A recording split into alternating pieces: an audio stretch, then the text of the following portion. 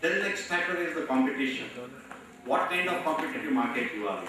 And you see that, the new economy industries that have come up, most of the industries you will see that there are only a bunch of few people who are competing with each other.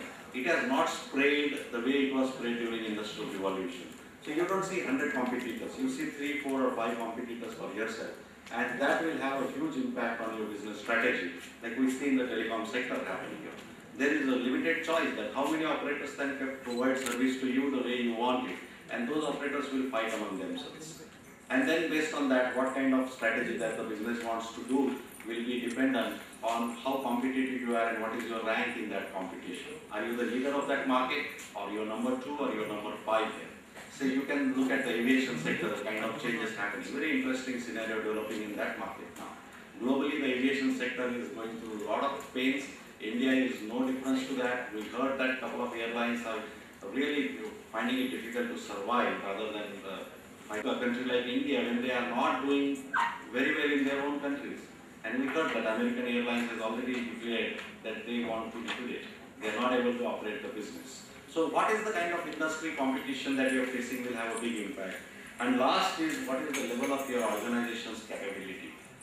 Is the organization capable of developing new models, capturing new markets? Can you do merger acquisitions? Do you have free cash flows available with you? Is your credit rating high in the market so that the financials would back you? And what is your perceived image in the market? These are various factors which go in building the organization capability. That shift and that growth is the biggest impact making factor on the business strategy and incidentally on the human resources management.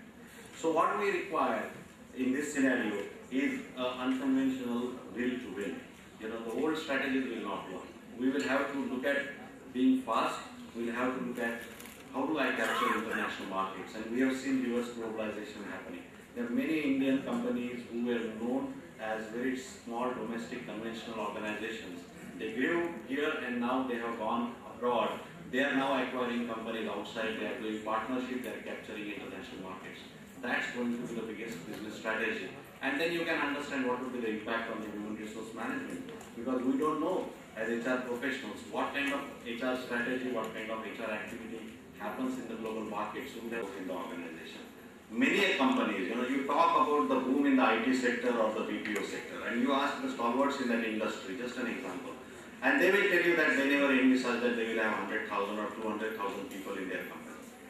It just happened to them because the opportunity was so big that nobody realized that it is prepared themselves to capture that growth. They built the capability and today they are not able to do that because the strategy that they have put in place is not consistent with what is happening in that market or industry. So from HRM perspective, just to sum it up, I wanted to say that there is a shift that is happening that we need to understand as HR professionals, that what is the human resource management expected to do in the days to come. It is planning and organizing, budgeting, this is what we were doing so far, but now it is like establishing direction and developing the vision for the organization. That's where the HR is supposed to participate in. Organizing and staffing, these were the classical functions of human resources. From there, now aligning people to the organization, communicating the values of the organization, putting them on board and getting them to become productive at an early stage is what HR is expected to do. HR has done a lot of controlling and problem solving, be it in industrial relations or be it in the shop floors there, or it is in the management on variety of people management areas. But that is not going to be the focus in future. It is more about motivating and inspiring people, energizing the people, engaging them into the organization's vision, mission and values so that people become more productive and more loyal to the organization. And more important is that we were expected to maintain consistency. HR was expected to maintain order in the organization. HR people expected that you be predictable, don't surprise us. That's what the CEO will say, that's what the promoter will say. But today, HR is expected to initiate and not only initiate, lead a change which is a dramatic and phenomenal change. And that's why I'm saying that sitting idle and expecting somebody to come and say that please help me, that is not the order of the day for HR people. You proactively step out of your comfort zone, move there and create that dramatic change. And to do that, the human resource management practices, processes, frameworks and resources will have to be aligned, and that is where the thinking of the HR professional has to fall in line. If that happens, I think the profession has a great opportunity and great future there. But if you ask me, I have worked in pre-globalization industrial time, and I have worked post also, and my experience is that today is the best opportunity for HR professionals. There couldn't have been a better time for being in HR profession. So the students who are sitting here who are studying human resource management, my compliments to you, and I want to wish you very good luck, because this is the time, and you will see that you are drinking with a hose pipe. There is so much that is being offered in the industry, so much of opportunity that is available. So future is very bright. HR, and even if HR doesn't want to fulfill that demand, it will be pushed to do that. If you cannot do that, some other professional will do that. If you do not have the strategy, company will get that strategy. It will build its own professionals and make sure that people management is the winning strategy for the organization. So we are in that situation where it is so compulsive, it is so interesting for us to do that, and you feel that traction when there is a huge demand coming from the business to you, and at that point in time, you are responding to that demand like a winner. And you will give some of my thoughts here before I invite Professor Subbarao and make his presentation to this august gathering. Thank you. I'm very grateful to be here to participate in this professional convention and conference. Last night somebody asked me at the inaugural function, if I came all the way from Canada just to present a paper. No, I didn't come all the way from Canada just for this purpose. I happened to be in India, and Professor Sivaram Krishna asked me to come over here and spend a few days. And if I'm coming, he said, why don't you talk on something of relevance to the theme of this conference? Now, I keep coming to Geetham and Visakhapatnam for a number of reasons. I was introduced to Nipm University about 15, 20 years ago by the founder, Vice Chancellor of this university, Professor Gangadhar Rao, who happens to be in America now. And then every time I come to India, I interact with people like Professor Sivaram Krishna, Professor Ramesh, Professor Raghavaya, and Professor Subbarao, who is also here all the way from Papua New Guinea here, to interact with you and to share your knowledge. So that's the reason I'm here.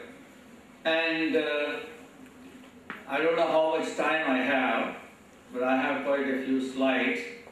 We already missed about 15 minutes in opening the doors, but in a way that's good, because now we have almost full gathering. If we started right on time soon after lunch, I'm sure half the hall will be vacant.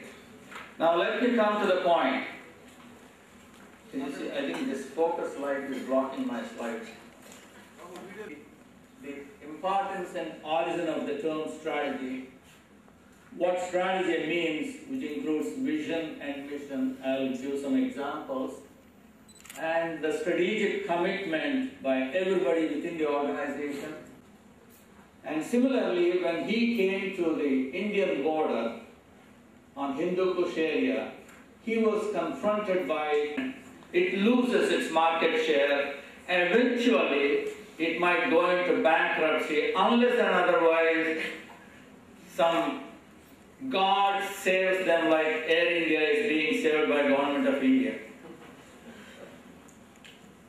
Now I'll give you two examples from the corporate world. I may be giving examples from the United States and Japan and the rest of the countries. And you're all familiar with those countries and the corporations. General Motors Corporation of the United States had the largest market share for a long time until 1990s. Then what happened? Toyota entered the American market, slowly penetrated into the market, and then it entered the global markets with their automobiles. And last year, Toyota became the #1 in terms of market share in the world. So in other words, Toyota had a strategy to grow, and General Motors became very lethargic, and they sat on the laurels, and as a result, they lost the market share.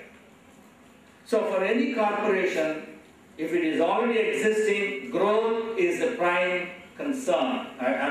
The defending the existing market is the prime concern, and then growing into the global markets, if necessary by taking over the market share of another corporation, is the most important part of the strategy. Next, please. It could be the entrepreneur who started the corporation, or it could be somebody in the board of management. So somebody comes up with a vision. So I have two examples of the visions. The first one, a computer for every man, woman, and child manufacture the desktop. In 1980, the senior bosses, who were as lethargic as General Motors, said, no, we will concentrate on the mainframe computers. A mainframe computer costs millions of dollars and sits in the basement of a 50-floor building. Only major corporations could buy it. As against that, the first company with a vision came up with a desktop that could be used by every man, woman, and child. Even then, IBM did not recognize the challenge coming from this corporation, and they started focusing. So there was somebody in the middle management of that IBM corporation. They said, future is going to be with the desktop. What did they do? They changed completely into business consulting from manufacturing the desktop or the last laptops. So that's what happens if there is no vision, if there is no mission, and if there is no strategy. You lose the market share and you fail to grow. The next, please. For the world, and now that vision and that strategy continues. Now the last one you all know, I'm sure on every wall and every door you read here. So next one, please. And here is an interesting example. Once you have a vision, it could be at the top level, but that person and the board of management of the corporation has to prepare a missionary approach. Now when I say missionaries, they were considered to have that mission as enunciated by the top management to provide the service. So that kind of missionary zeal has to be developed within the corporation, right from the bottom to the top. Now Jack, the great CEO of the General Electric, used to say, Jack Welch, every job is important in this corporation. The sweeper is as important as the CEO of the corporation. If the CEO is sick or traveling abroad, the corporation goes on. But if the sweepers don't come up, we have to shut down the doors. So every job is important, and every employee of the corporation, from top to bottom, has to have that missionary zeal. Now, how does an organization create that missionary zeal and missionary approach is what strategic management is all about. So the next one, the board of management is sending the message to the employees. You're all global employees. Look at the globe. Look at the opportunities to grow in the global markets. Okay, next please. So, to impart possible for developing the organizational commitment from top to bottom, and in order to develop that commitment, there needs to be a vertical integration. Now you read the Hofstede's, in the Hofstede's literature, the cultural dimensions in different countries. If you look at the North American culture, vertical integration, in other words, all the executives belonging to different departments have to work as a team. The horizontal integration is required. In other words, team approach is required. Please, next. Top leaders' commitment, line managers with full involvement in the strategy, vision and mission, and functional specialists, including HR professionals. They support, they advise, they help the line managers to manage employees and to develop the strategic commitment to the employees within the organization. Next, please. So coming to the strategies, we first talk about the corporate strategies. Every corporation, as I said, wants to grow globally. And the first strategy is globalization. In other words, and HP has the expertise in developing these, the parts and parcels of the computer. So that's how mergers have been adapted to grow globally. And finally, joint ventures. In countries like India, when a foreign company wants to come for expansion, it faces lots of hurdles, like Toyota and Kirloskar. They have to deal with the bureaucracy, legislation, and whatnot, all kinds of hurdles. So they want somebody to do the dirty work, and that local company undertakes that responsibility. And the parent company like Toyota comes with the technology and the rest of it, and that's how the joint ventures prosper. Next, please. Types of strategies identified long time ago. Prospector. The business unit is always prospecting the market once. Now this is the latest. They cannot penetrate into the market. They came up with a product differentiation. That is, they started buying Dorito chips and they came up with a product differentiation.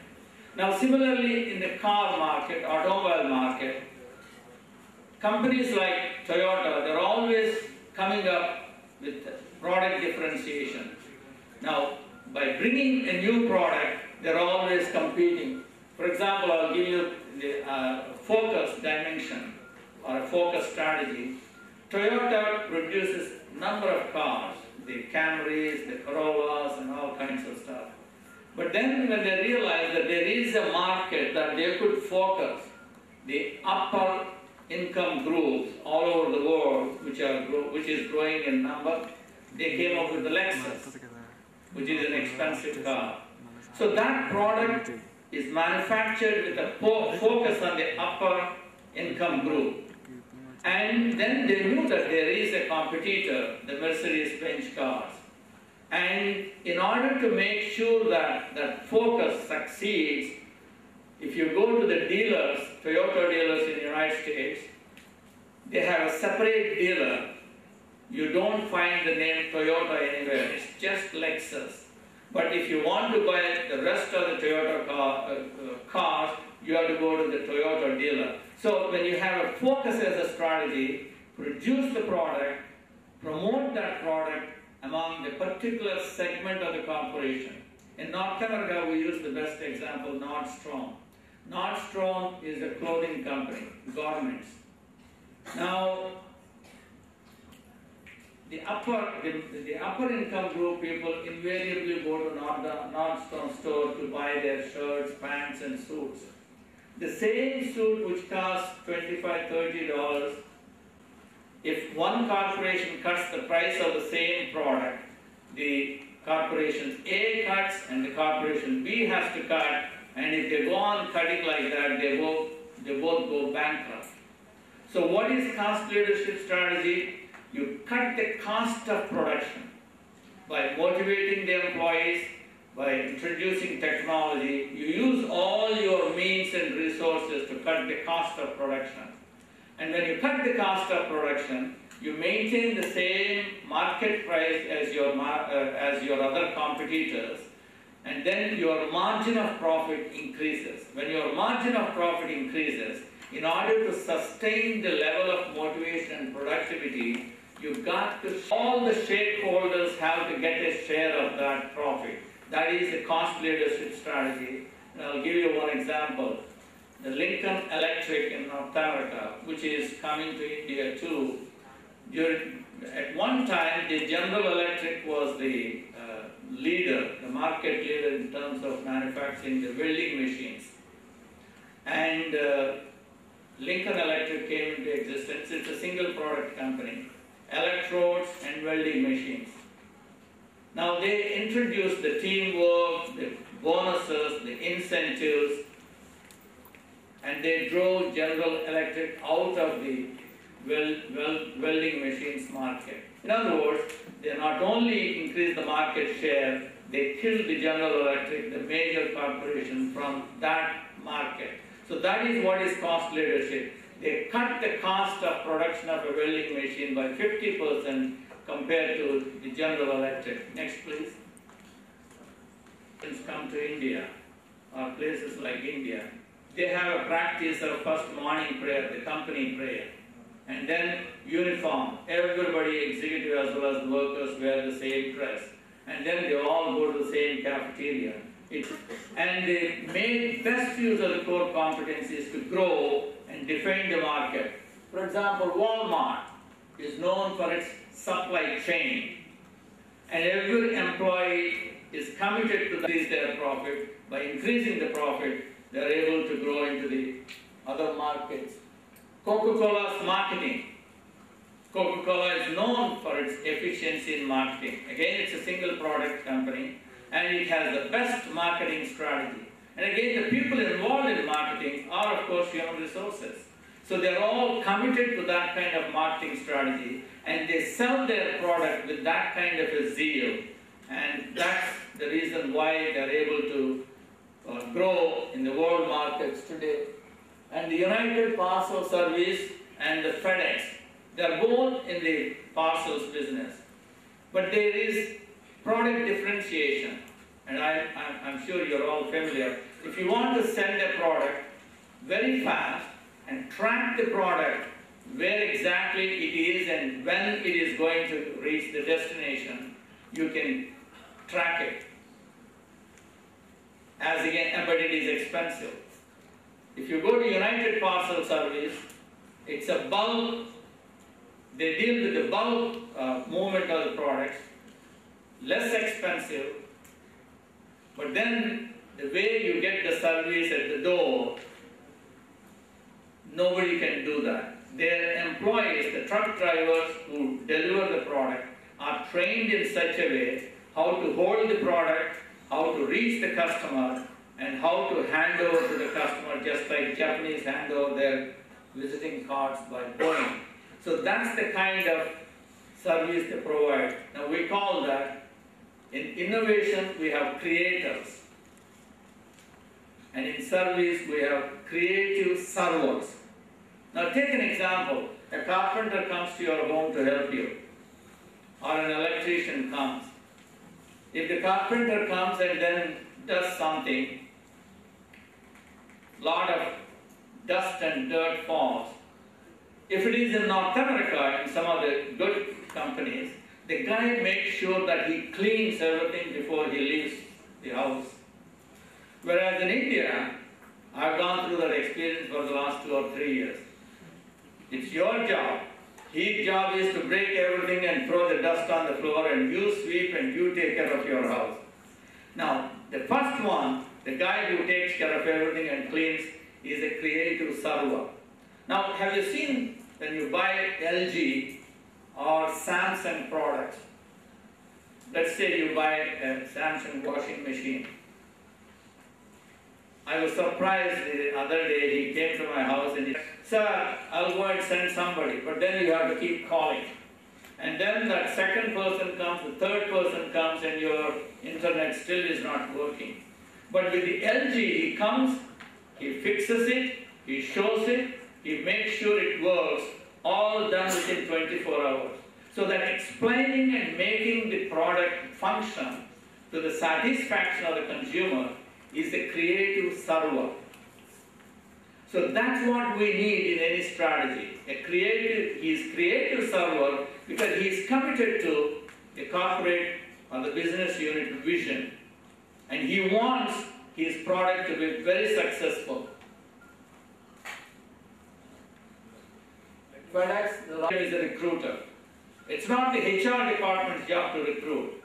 Every employee, if you are a software engineer, if you are hired from MIT, Massachusetts Institute of Technology in Boston, you keep in touch with your alma mater and the professors. And the purpose of that is, ask the professors to identify the top 10 best students in his class. And once he identifies, go and talk to those students as a Microsoft employee. And then convince that kid to come and visit Microsoft. Once he comes to visit Microsoft, he interacts with 3 or 4 managers to get all the information that he wants. He goes back. Of course, his travel expenses, hotel expenses, everything is paid by Microsoft. And then Bill Gates goes on the phone after he was interviewed and everything. He calls the kid, do you want to come and join Microsoft? The kid gets excited, 24, 25-year-old engineering student who is about to graduate, and getting a call from the richest man in the world and asking him to join is a real excitement. So they go and join the company. Mind you, Microsoft is not a pay leader. They just pay the average pay in the market because Bill Gates believes the guy who comes for higher pay is the first guy to leave if somebody offers him more pay. So once they get the kid into the corporation, then they have to make this kid comfortable. The kid was living in a hostel we call dormitory. So in the dormitory, the student is allowed to decorate his room the way he likes, put the desk and everything. And if he wants Marilyn Monroe's pictures, he could post them on the wall. So Bill Gates told them the same thing. This is your room. You do whatever you want in this room. You come whenever you want to come. But you have to produce the results. You have to meet Bill Gates every quarter. The Bill Gates will challenge you. If you meet with the challenge, you get the stock options, you get merit pay, and you get promotion. And if you fail to produce the results, there is a door for you to go out. So in other words, they are given a lot of autonomy, discretion. Infosys tried to emulate Microsoft. In other words, they are given a lot of freedom. That's what is required for innovation and product leadership. If the supervisor is looking over the shoulders of an employee, then that employee is not going to innovate anything. It is thinking outside the box that is required for innovation. And that's where the HR strategy is important. Creating an environment, the workplace culture and environment to make people to innovate and come up with product differentiation. So that is the Microsoft's core competency, otherwise called the most important human resource strategy, which fits with the corporate strategy of product differentiation and innovation. Next, please. Human resource management policies and practices and human resource management environment of a corporation is something that no other corporation can emulate and copy. If you have a technology, even though there is a patent, your competitors can copy, and as long as Hewlett and Packard was in charge. But the culture is now changing. As a result, Hewlett Packard is not doing as well as it did in the past. Now,